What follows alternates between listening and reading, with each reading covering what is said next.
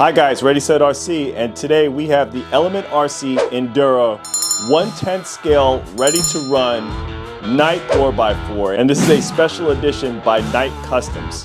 So a lot of the influence on the Knightrunner is from Knight Customs. This is an IFS RC, guys, and what that means is that it has an independent front suspension, but it does have a solid axle in the rear. I think you guys can get where the influences are in the shell design. It's inspired very closely to a Toyota that we do know. There is a lot to go over on this truck, guys, so let's get this thing out of the box and let's see what it's all about.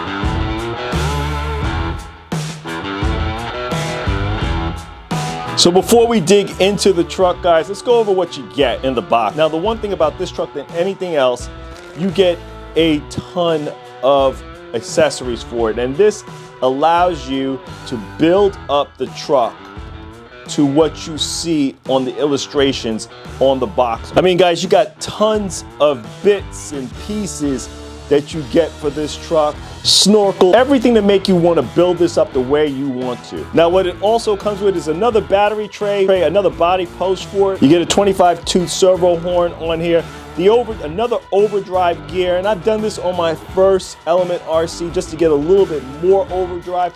Now, what these trucks, they already come with a overdrive gear ratio already installed on them, and this just gives you a little bit more, the one that's provided in this package.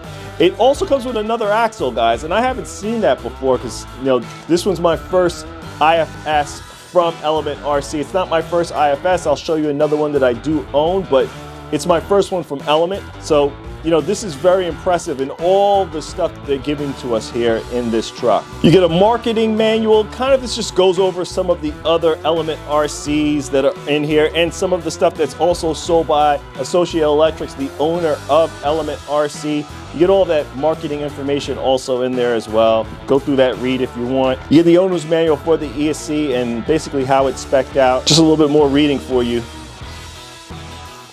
And you get the owner's manual, and these are fairly detailed, guys. I've had this on my other Element RC. I do have the Senduro.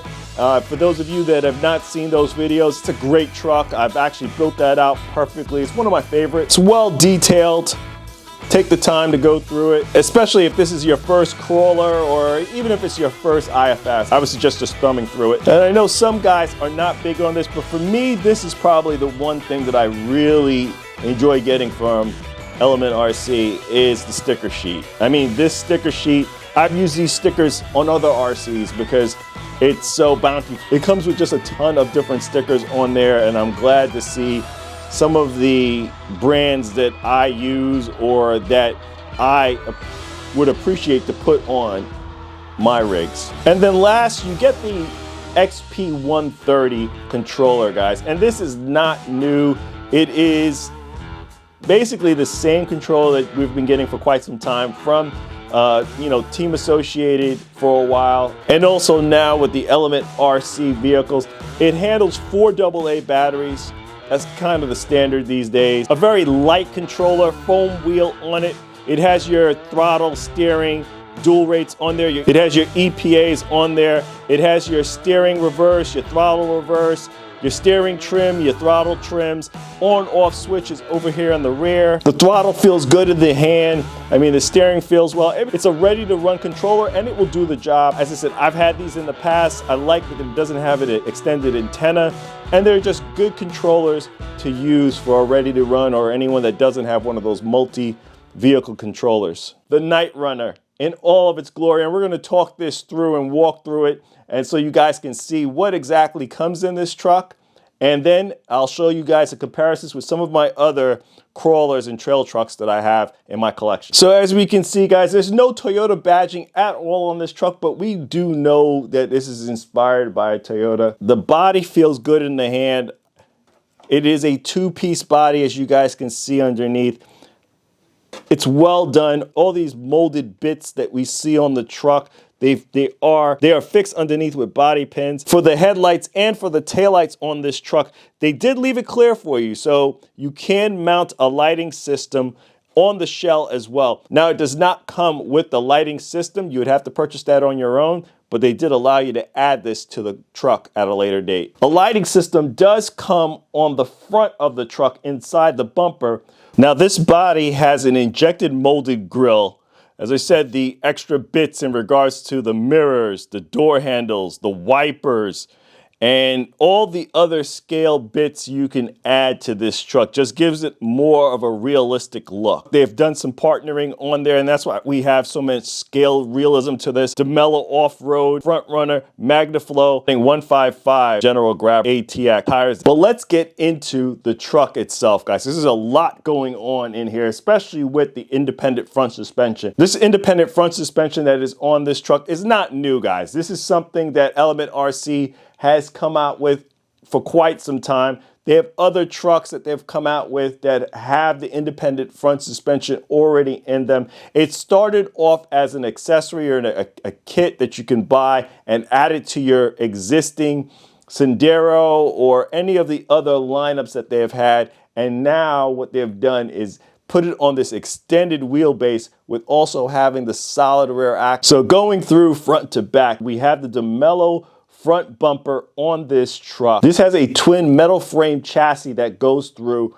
out the truck from front to rear. That does not change even though it is an independent front suspension. You can see the IFS or the wishbone system up here in the front. Rubber seal ball bearings throughout this truck too as well, guys. The shocks are coilover metal body shocks. They are adjustable with a metal collar on this truck too. The shock caps are plastic. You have adjustable body mounts on this truck, front and rear. The battery tray that's currently in the truck is more so for a shorty pack. It is affixed with Velcro straps that come around if you need to use a larger battery size pack. As I stated before, in the bits and pieces that they do provide a larger battery tray system that you can put on here. You have telescopic drive shafts coming from the front differential to the center differential. There is a nice skid plate coming off the bottom here, and then the two skid plates coming off the side. The rear has a 4-link suspension in the rear with another telescopic drive shaft coming off. You have a solid rear axle, and in the rear of this truck we have a nice DeMello bumper, and with that MagnaFlow exhaust coming off on the rear of the truck too. It's just well designed, guys, and I can't wait to get this out on the trail. For the ESC, it is brushed, it's a reedy powdered, it's an SC 480X, and it is nickel metal and LiPo compatible. And what comes off of that is a T-plug or Dean's connection. As for the motor, we have a reedy powered 5-slot 16-turn brush motor. Their motors tend to be decent on their trucks. Chassis mounted servo. The length of the truck is 18.18 inches or 462 millimeters. The wheelbase is 12.8 inches or 325 millimeters. The width is 9.29 inches or 236 millimeters. The axle gear ratio is 3.75 to 1. The gears used on this truck is a 48 pitch. You know what time it is, guys? It's time to get some other RCs in our collection out and compare them size-wise to the Element RC Knightrunner. This is the JD model Hero. This is based off of a Ford F-150. Some may say the Raptor. This has been out for quite some time. This is a hard body truck, guys, just so you know what this is all about. I've had this on the channel. I have a video solely on this truck, on the unboxing and going through it. But here we are with the Hero, the Knightrunner. You guys can kind of see the differences between the trucks. This is my other independent front suspension, solid rear axle truck that I own in my collection. And I figured it'd be good to bring them out. You can see the ride heights. This is definitely a little bit lower, slung down on the truck. The width is about, I don't know if I could get the widths to show you what the widths are, but they're not too far off. I'm not sure how that's coming up on the camera, but yeah, you guys can see there's not too much difference in regards to the widths of the trucks, in regards from outer wheel to outer wheel on the trucks. The axles, yeah, Yeah, I would say it's not that much of a difference here. I mean, they're fairly close in regards to their widths. Let's give you another angle, let you see how long the wheelbases are. And here we are with the wheelbases. You guys can see I've got them matched up pretty much at the same line on the rear. You guys can clearly see the Hero is definitely a longer wheelbase truck compared to the Knightrunner. Kind of giving you guys a better idea of how the wheelbases are different between the two. So here we are, the Senduro, the Knightrunner. You guys can see the differences between the two trucks. I've had this since the release. I've done some modifications to this truck. I've done the overdrive to it as well, front bumper, wheels. I have a few videos out on this truck too as well, so go back and check that out too, guys. But this is the first release of Element RC, and this is running, as I was telling you guys before, this is running the solid rear axle in the front, and you can upgrade this truck to an IFS system. I chose not to. So yeah, this is running a solid rear axle in the front as opposed to the IFS that you see on the Knightrunner. I will take the bodies off since this is more of a Element RC and another Element RC, so you guys can see where the differences may lie. In regarding ride heights, the Senduro is definitely riding a lot higher than the Knightrunner. So I mean, so there's not much to really compare there. This is a higher running truck. But let's see how this looks in regards to width. I'm not sure how that's coming up on the camera, guys, but they're about the same in regards to the widths of the truck. I'm not seeing too much of a difference, at least from my eyes and how I'm looking at it. I don't know how that's coming up on the camera, but from what I see, they are running about the same width. So I got the wheelbases lined up for the two trucks, and I gotta say the wheelbase on the Knightrunner is a slightly longer truck, at least from what my eyes can see. Maybe you guys are seeing that different on the camera, but for what my eyes can see, it looks like the wheelbase on the Knightrunner is just a little bit longer than the Senduro. But let's get the shells off and give you guys another view of how these trucks are similar. Now here we are with the bodies off, and keep in mind that the Senduro is modded. This is a modded truck. I have a little bit more weight going on here. I have some brass going on this truck. But also when we speak about the ride heights, this is actually running a 1.9 wheel with 4.65 tires on here, versus this is running 155s with a 3.85 tire. I'm also running inner fenders on this truck, so you're seeing that going on between the two. But if you're looking where the placements of everything is, you know, I'm running the larger battery tray on this truck. We do see that they've changed the chassis mounted servo positioning on the truck from the Senduro to the Knightrunner. Motor displacement and transmission, it's pretty much in the same location. I'm running XT90s on mine versus the Dean's or T-plug connection that's on this one. The receiver box is still in the same location. I am now running a Hobbywing ESC, even though I placed it about the same location that the Reedy powered ESC is located. Frame rails look about the same as well. I removed the rear bumper on my Senduro, so you're seeing no rear bumper on this truck. We do see the 4-link suspension in the rear, but what you're noticing too, you are noticing in the rear where the telescopic drive shaft is just extended a lot more than what is on the Senduro. We do have the 4-link suspension also in the rear, and we have a solid axle drive shaft also coming off to the rear. Adjustable body mounts in the front and the rear, similar to what we have seen in the Knightrunner.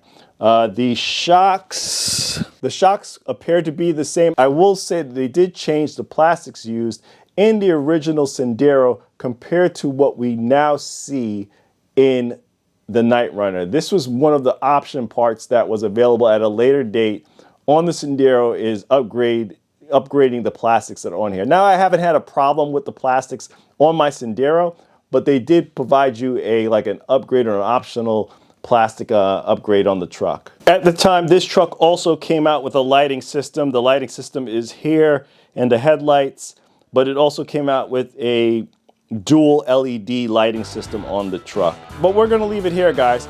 Please like, comment, and subscribe.